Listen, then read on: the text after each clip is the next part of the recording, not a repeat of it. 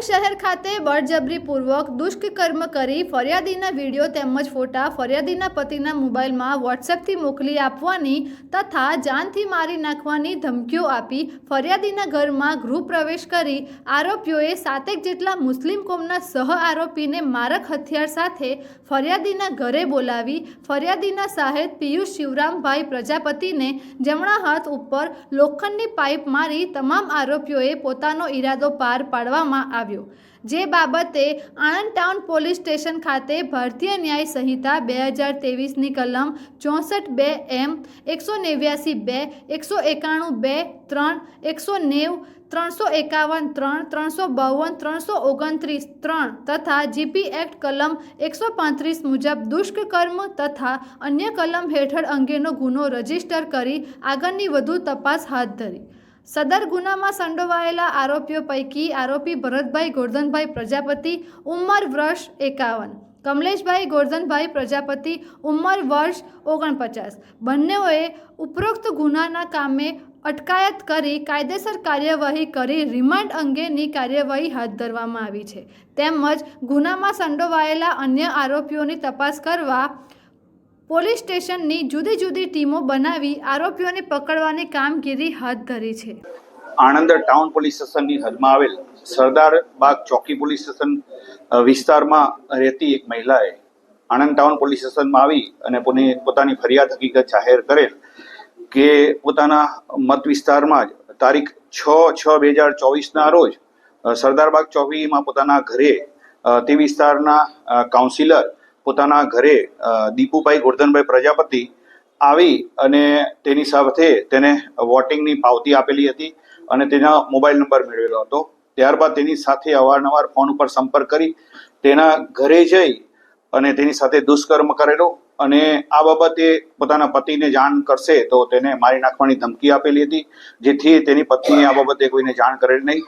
ત્યારબાદ પણ તારીખ 16/11/2024ના રોજ આરોપી દીપુભાઈ ગોરધનભાઈ પ્રજાપતિ મહિલાના ઘરે જઈ અને તેની સાથે દુષ્કર્મ કરેલું તે દરમિયાન તેના પતિ આવી જતા તેને પકડેલો હતો।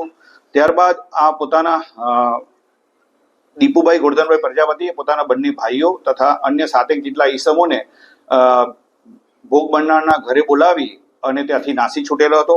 આ બાબતે ફરિયાદ હકીકત જાહેર કરતા રેપ તથા રાયોટિંગનો ગુનાઓ રજીસ્ટર કરવામાં આવેલા છે।